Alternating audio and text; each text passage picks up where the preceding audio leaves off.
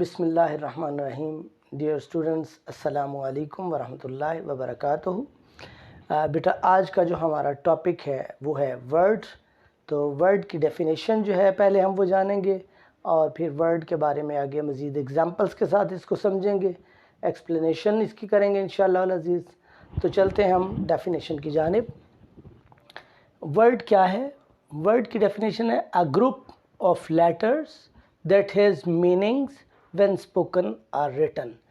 کہ ورڈ جو ہے وہ لیٹرز کا گروپ ہوتا ہے، حروف تہجی کا ایک گروپ ہوتا ہے جو لکھنے اور بولنے میں کوئی اپنے اندر معنی رکھتا ہو. جو لکھنے اور بولنے میں اپنے اندر معنی رکھتا ہو اس کو ہم کہتے ہیں لفظ. اب دیکھیے گا PEN تین لیٹرز ہیں، الگ الگ تین الفابیٹ سے مل کر ایک ورڈ بن گیا ہے پین. پین آپ جانتے ہو، قلم جس سے آپ لکھتے ہو. آگے ہے بک، BOOK بک. یہ بھی جو ہے چار اس میں لیٹرز ہیں. چار لیٹرز کا مجموعہ مل کر کیا بنا بیٹے؟ ورڈ بنا. کیا بنا؟ اور وہ ورڈ کیا ہے؟ بک. ایسے ہی آگے ٹیبل، TABLE ٹیبل. ٹیبل بھی یہ 5 لیٹر سے 5 الفابیٹ سے مل کر بنا. تو یہ ٹیبل جو ہے اس کا مطلب بھی آپ جانتے ہو، ٹیبل میز. یہ ایک ورڈ بن گیا. اسی طرح ہی کلاس ہے، CLASS class.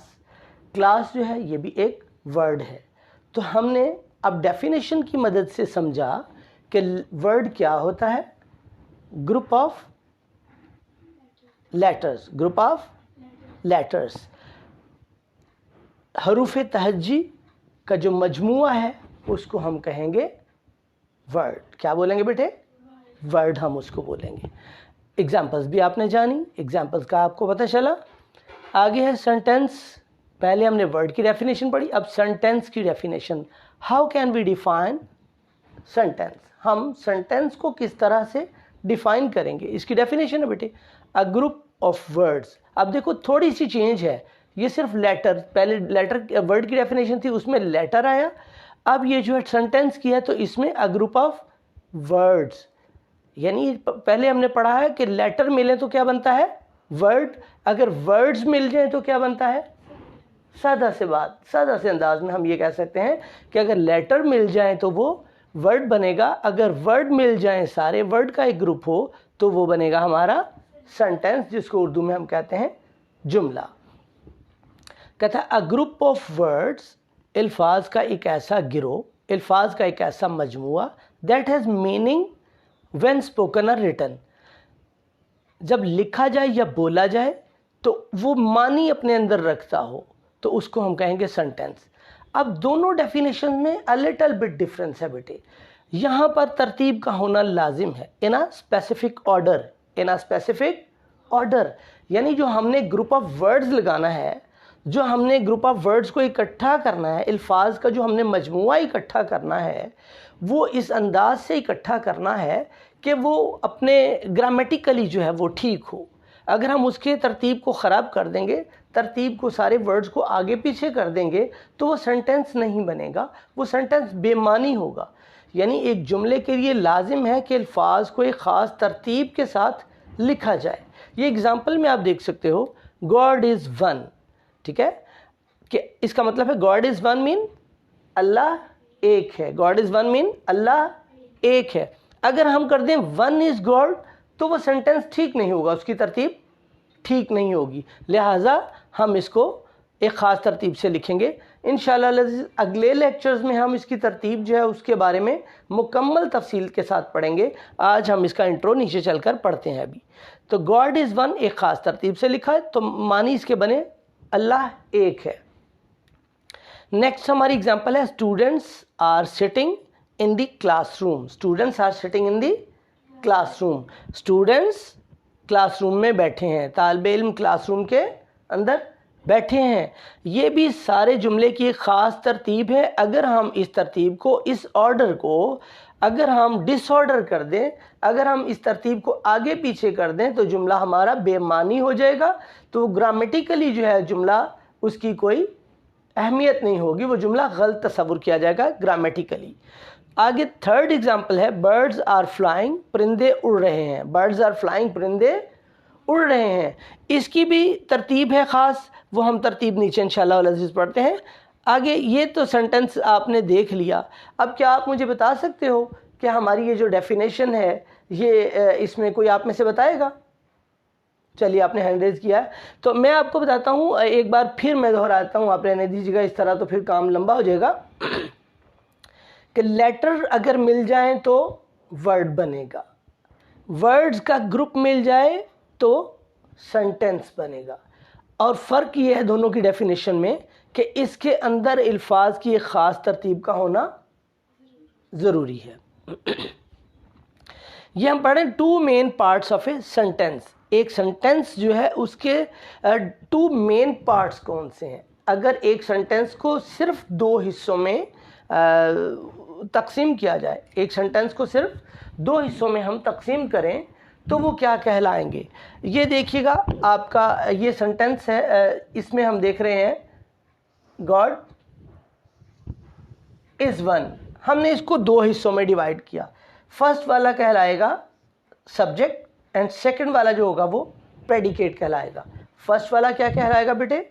Subject and second والا پریڈیکیٹ کہلائے گا. یعنی پہلا حصہ سبجیکٹ ہے, باقی سنٹینس کا جتنا بھی لمبا حصہ ہے وہ سارے کا سارا پریڈیکیٹ کہلائے گا.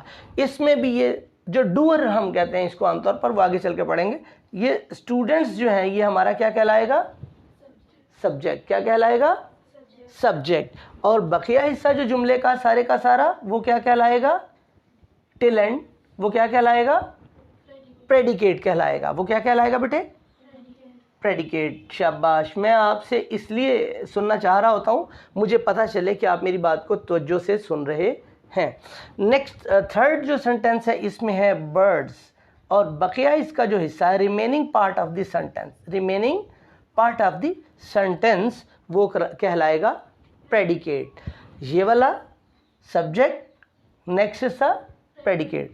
یہ والا سبجیکٹ, اسٹوڈنٹ سبجیکٹ, اور وہ آگے predicate. I am repeating all of the things time and again and again. بار بار میں دہرا رہا ہوں تاکہ آپ کو اچھی طرح جو ہے وہ بات یاد ہو جائے, ذہن نشین ہو جائے ہمارا آج کا لیکچر.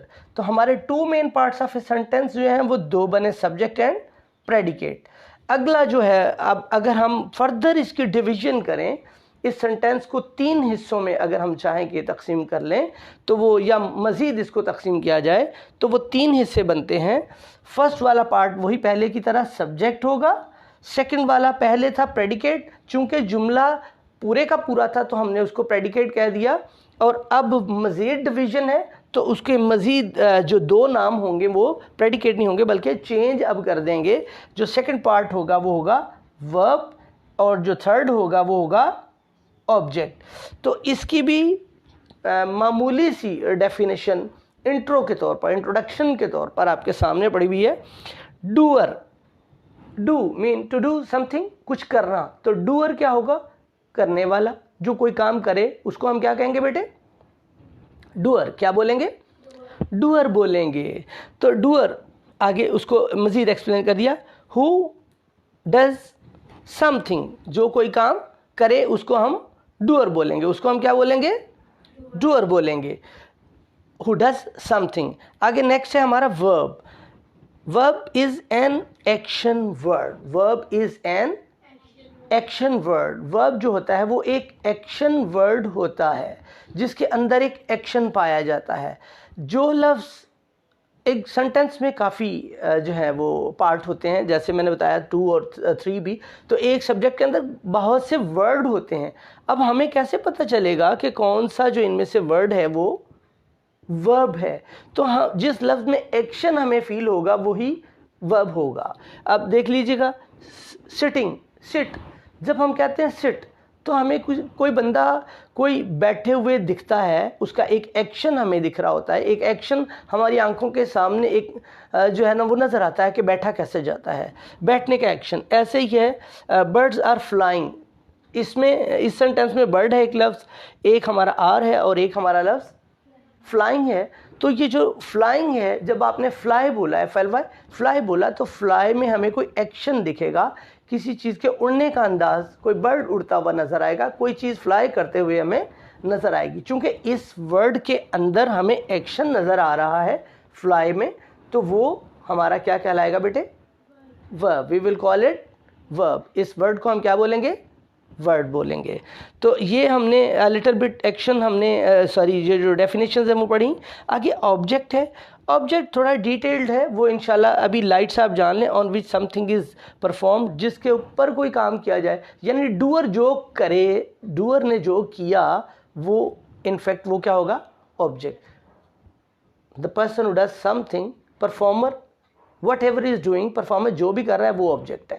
وہ آگے ہم ڈیٹیل سے انشاءاللہ تعالیٰ پڑھیں گے. تو یہ آپ یاد رکھیے گا کہ 3 مین پارٹس جو ہیں وہ ہیں سبجیکٹ، ورب اینڈ آبجیکٹ.